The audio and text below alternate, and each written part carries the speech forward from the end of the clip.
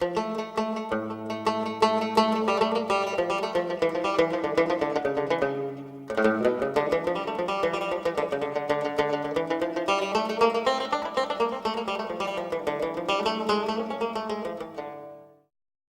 name is Yossef Ben-Meir, and I am president of the High Atlas Foundation, which was founded in 2000 by former Peace Corps volunteers who were inspired by the people of Morocco and inspired by what could happen in this very special place.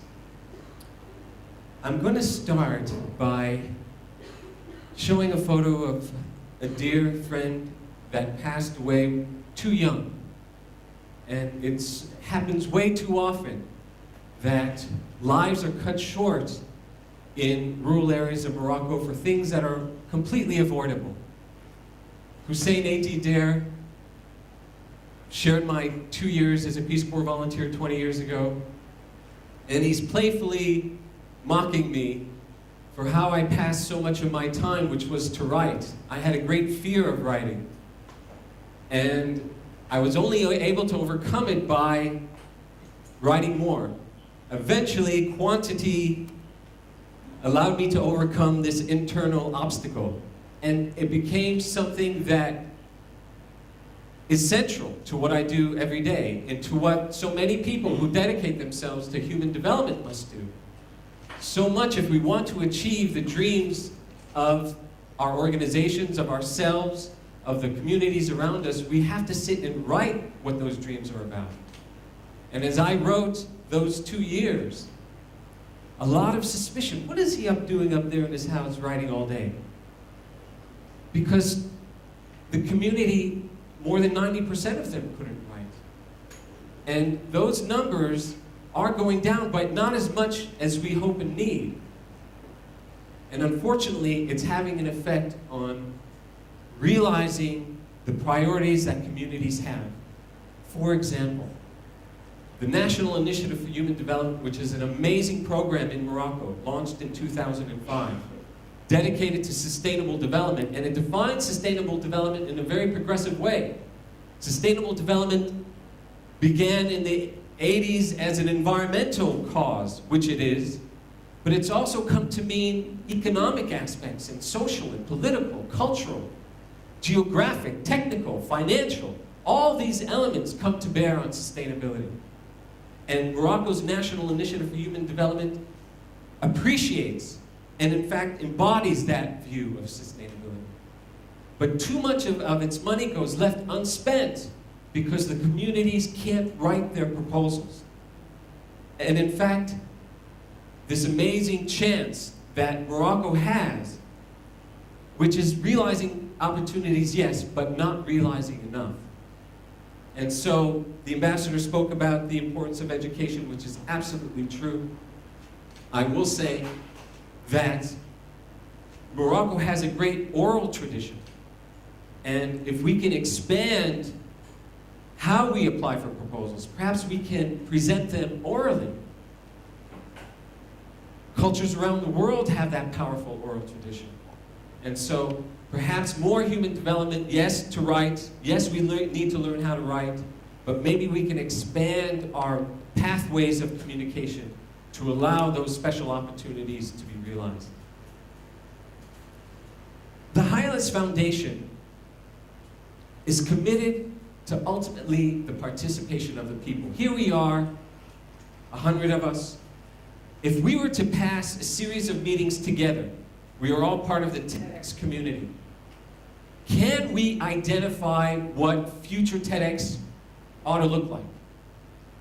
There are methods that could help us do that. And so those very methods, embodied or so-called the participatory approach, they go by more than 100 names, by the way. But those very methods helps communities identify their challenges, what they struggle with and face up every day, and identify their opportunities, and embody them in an action plan based on what they've described for themselves. And that is what ultimately the High Atlas Foundation does. Of course, communities to communities have different priorities. And so the High Atlas Foundation is committed to different kinds of projects that emerges through that community planning. And wonderfully in Morocco, municipalities are required to go through this very approach, to create communal development plans based on the participation of the people. Again, I mean, we have these amazing frameworks for change, but opportunities aren't being fully realized. I recently met a governor of a province that included 26 municipalities in that province, and he said he received all the communal plans and they were exactly the same. Cut and pasted. How could 40 villages in a municipality, in 26 municipalities, all come up with the same priorities, the same needs? And so what needs to go along with this amazing Moroccan opportunity is training on how to create participatory movements. We're here, not by chance, at 10 o'clock, but it took coordination, facilitation, communication. And so participatory movements require that third-party assistance to bring us together, to make sure all voices are heard. Men, women, young, old, the landless, the wealthy, the sick, the healthy. All of us need to be included in that group planning dynamic. And that requires facilitation. And fortunately in Morocco still, it has programs to train locally elected women to municipalities to be that third-party facilitator. But not enough is being done. Not enough third parties are out there. Rural teachers are a great way to get people out there to facilitate that change. There are many different kinds of groups that can be that offer that third-party assistance. And so we need to focus on that training. And I will say one of the things I appreciate about the High Atlas Foundation, I don't mean to be so centered about the organization that I happen to work with and for, but for us, training has to result into projects. That having that community discussion is very important. But if that discussion doesn't result into change, we can't call it successful. And including the process of how we train those facilitators. They are trained in the field with the people. And so as they learn those techniques, that process must culminate into greater income, better education, improved health, measurable change that the people want. In rural Morocco, Morocco is going through an amazing agricultural transformation to get beyond subsistence agriculture. 15% of the income is generated using 70% of the land. That's an indicator of subsistence, unproductive farming practices. 70% of the land, 15% of the income. That's also an indicator of that wheat and corn cycle. Morocco imports more than the amount of wheat more than it produces. It's inefficient. And so Morocco is now moving toward fruit tree agriculture. And the Ministry of Agriculture projected that it needs more than 1 billion trees in order to reach that transformation. Fortunately in Morocco, there are 10 or more varieties of fruit trees that grow without the application of pesticides.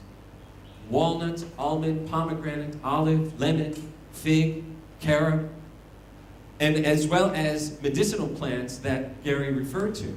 These products can be certified organic, and the global organic prices are more than double than what farmers are currently receiving. Now, that organic certification process is not easy. The High Atlas Foundation is doing it. This is right now is the walnut harvest, and 35% of Morocco's walnuts is produced right next to Marrakesh in the Il Haus province.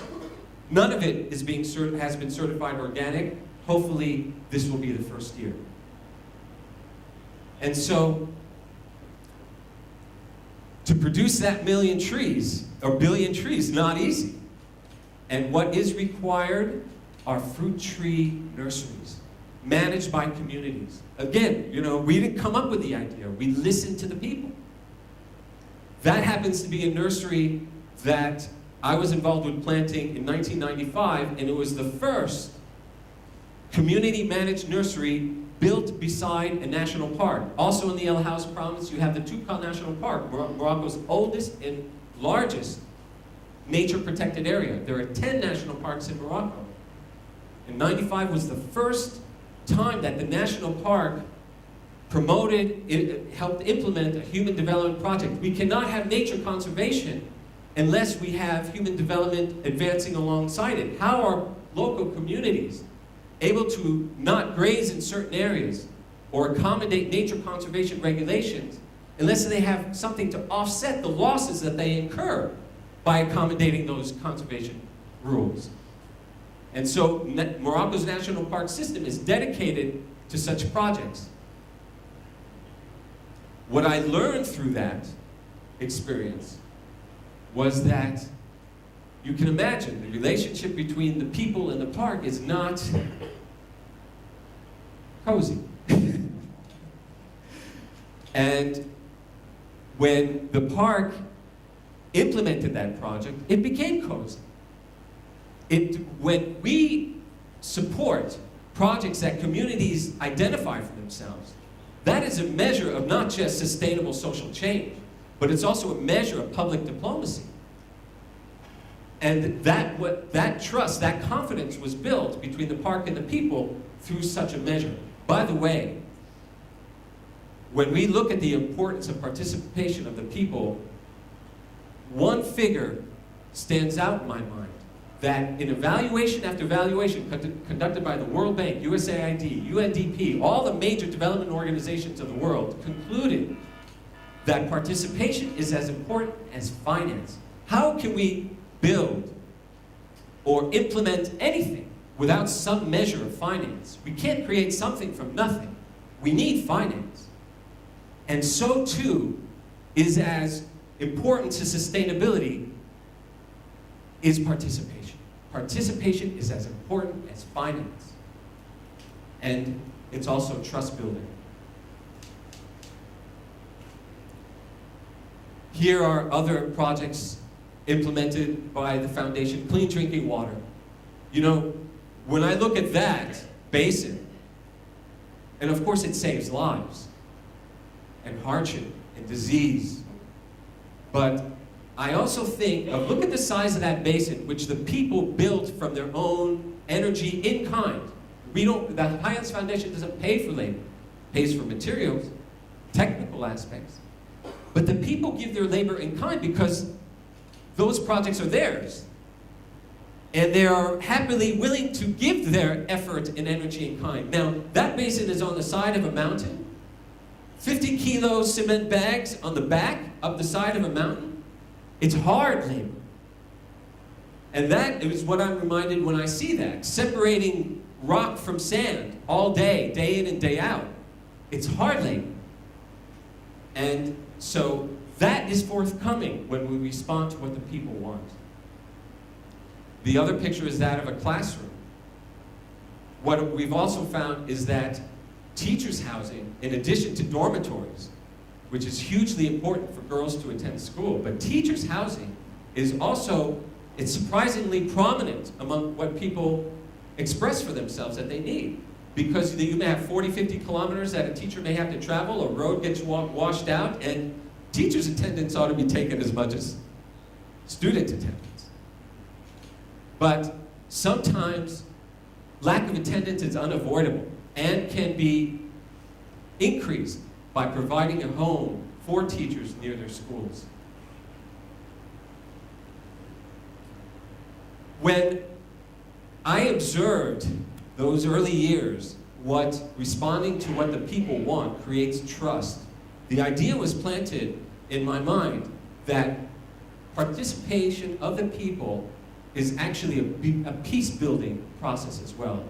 And when we think of the diverse groups in the world that don't always get along, could sustainable development, could responding to what the people want be a confidence-building measure among groups in conflict?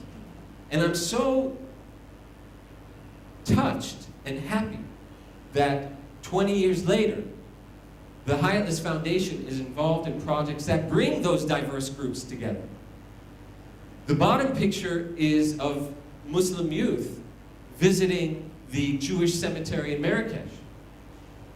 And we can show you pictures of non-Muslims visiting the Muslim cemetery. Now, Morocco, again, I mean, Morocco is filled with opportunity. This is the land of dreams that the world can draw from and ought to draw from. And here's another example of that. Morocco's historical past of diversity and unity coexisting has meaning for today. And if we can bring diverse groups together towards sharing culture, but also toward joint planning to promote human development, then there's something special. And we are so dedicated, and you know, if I may say, that these opportunities we ought not let pass. The human development opportunity Morocco provides for its people, opening up civil society, framing its regulations and laws in a way that set communities free, even though we often don't feel free. Sometimes just realizing that that opportunity is there is enough. As well as the symbol of diversity and unity that Morocco represents. These are things that together we can so realize in this special country and create an example in the world. And so that is really the reason I came, the reason I hope you invited me, and the message that I have.